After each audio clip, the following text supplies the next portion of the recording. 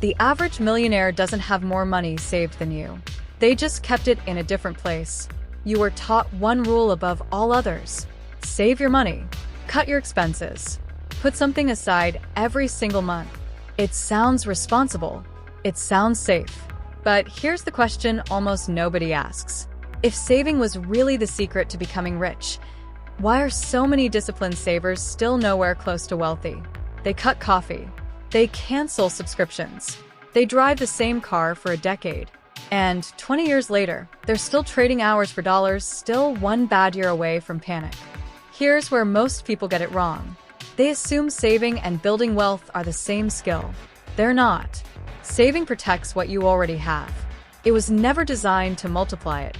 Imagine two people. Both earn the exact same salary for 30 years. The first saves faithfully into a regular savings account, the kind paying less than 0.5% a year. The second saves the same amount, but moves it somewhere money is allowed to grow, like a diversified stock market index, which has historically averaged somewhere around 7 to 10% a year over the long run. 30 years later, the first person has a pile of cash slowly losing value to inflation. The second person has an asset that multiplied while they slept. Same discipline, same income, completely different outcome. Saving money is not a wealth strategy. It's a survival strategy. And confusing the two quietly costs people decades of their financial life. Today, we're going to look at why saving alone keeps so many hardworking people stuck. Not because saving is wrong. It isn't. But because believing it's enough can be one of the most expensive mistakes a person ever makes. And it starts with understanding why saving feels like enough, when it never was. The habit of saving doesn't come from logic. It comes from fear. Most of us were taught that money is fragile, that the safest thing you can do with a dollar is hide it. So saving becomes less of a strategy and more of a comfort. What if something goes wrong? What if I need this later? Those questions feel responsible, but notice what they have in common. Every one of them is about protecting money. None of them are about growing it. Here's what almost nobody tells you about a savings account.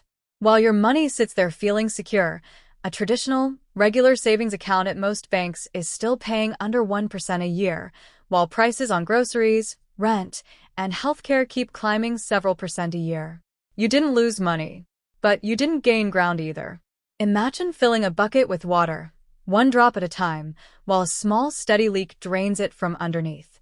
You can keep adding drops forever. But unless you also stop the leak, or make the water multiply on its own, the bucket never really fills. That leak is inflation. That stillness is the trap. Most people aren't failing because they don't save enough. They're failing because saving was never built to fight that battle alone. So if saving alone can't build real wealth, what actually does? So, what's the rule that separates savers from the wealthy? Money has to work, not just wait. Saving keeps money safe. Investing puts that safety to work. Two completely different jobs. Think about a seed sitting in a sealed jar on a shelf. It's protected. Nothing can damage it. But it will also never become a tree. Not because something is wrong with the seed. Because a sealed jar was never the right environment for growth.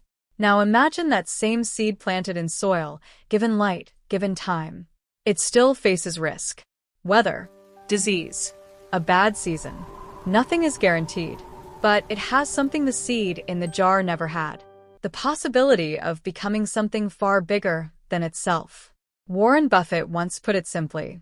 Someone is sitting in the shade today because someone planted a tree a long time ago. That's exactly what growth money does. It plants something today so that, years from now, somebody benefits from shade they didn't have to wait for empty-handed. A saver asks, how do I protect this money?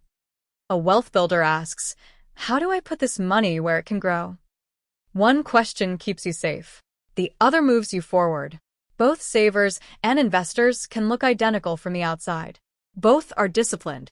Both live below their means. But one is quietly standing still, while the other is quietly compounding. Wealthy people don't avoid saving. They just refuse to let saving be the final step. For them, a savings account isn't the destination. It's the waiting room before the money moves somewhere. It can actually grow. Because the real danger was never spending money. The real danger is money that never moves at all. But if growth matters this much, why do so many people, even high earners, still avoid it? Because there's a mistake quietly standing in the way. Here's the mistake that quietly traps even disciplined savers. They treat saving more money as the entire solution. So when their income grows, their savings grow too. A bigger paycheck, a bigger balance, a bigger sense of safety. From the outside, it looks like progress. From the inside, that money is still doing the exact same job. Sitting, waiting, slowly losing ground. Imagine running on a treadmill that quietly speeds up every year. You're working harder than ever, but you're not actually getting anywhere new. Picture someone getting a raise of $500 a month. It feels like a win, and it is. But if that $500 quietly becomes a slightly nicer apartment, a slightly newer car payment, and a few more monthly subscriptions, the raise never actually arrives anywhere. It just changes shape. 10 years later, they're earning far more than before, and somehow still living paycheck to paycheck. Not because they're careless. Because every extra dollar already had somewhere to disappear to before it ever had a chance to grow. Saving 10% of your income for 30 years feels impressive, but if it never grows faster than the cost of living, you've mostly just delayed spending it, not multiplied it. Wealthy people make a quiet distinction most people never learn. There is money meant to protect you, and there is money meant to grow for you. And the two should almost never share the same plan. Protection money sits somewhere stable, easy to reach, purely so emergencies don't become disasters. Growth money goes somewhere completely different, somewhere it's allowed to take on enough risk to actually expand over time. Most people only ever build the first pile. Then they wonder, years later, why working harder never made them any wealthier. So, once protection money and growth money are separated, what does an actual wealth-building system look like? By now, you've probably noticed something. Wealthy people don't ask, "How much can I save this month?" They ask a more useful question. Where should every dollar actually go? Many wealth builders mentally sort their money into three simple categories. Protection.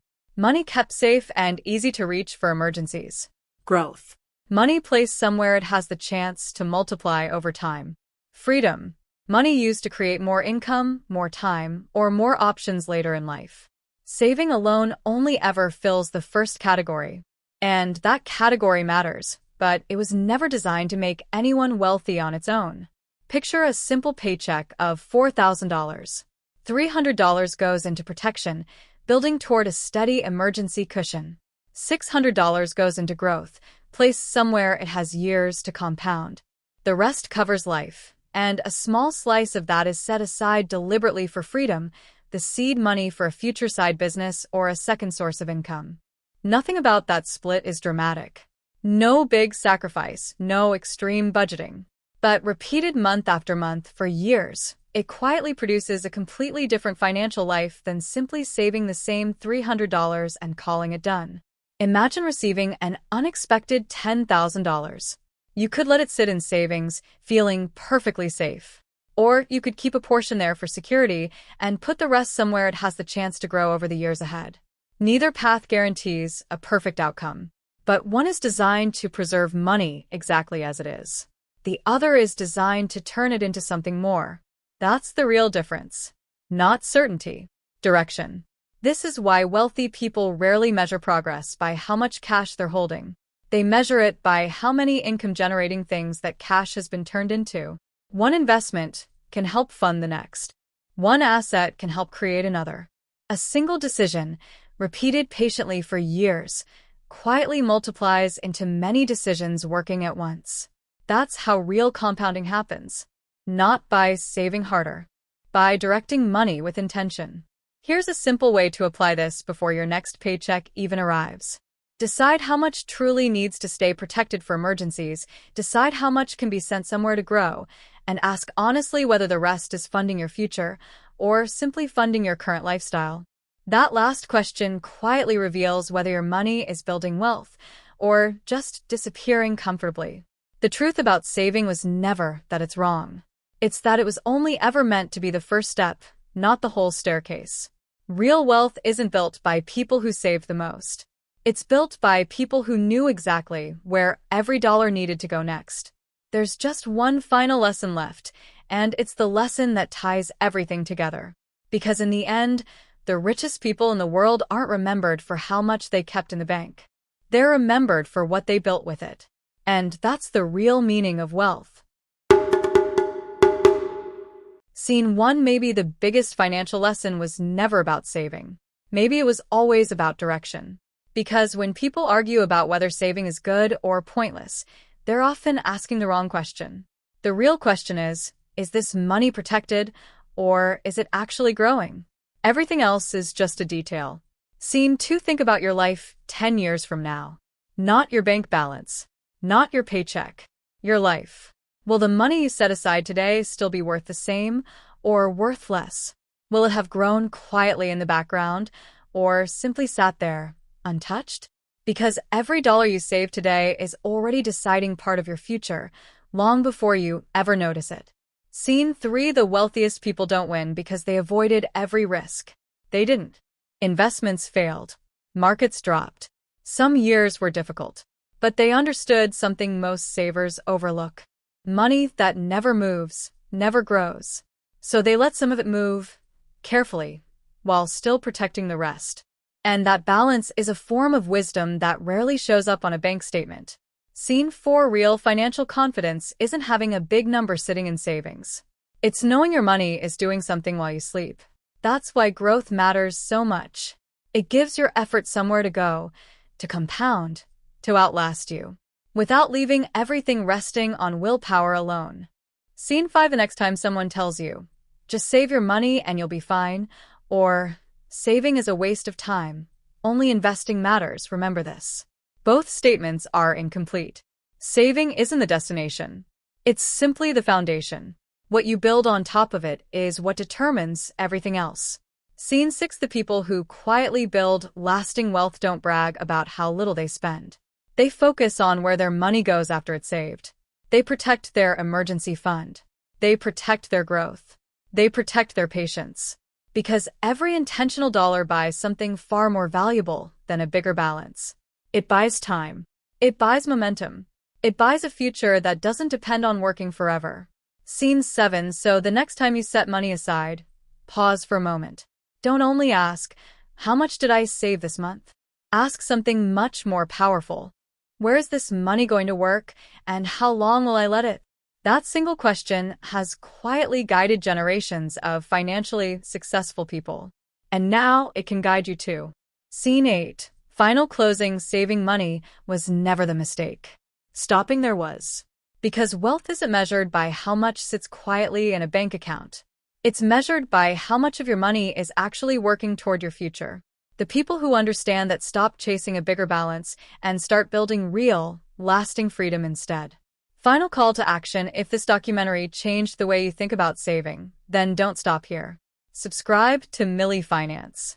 Next week, we break down the exact framework wealthy families use to split every single paycheck before they ever spend $1 of it. And remember, the smartest financial decision isn't the one that makes your savings account look bigger today. It's the one that gives your money somewhere real to grow tomorrow.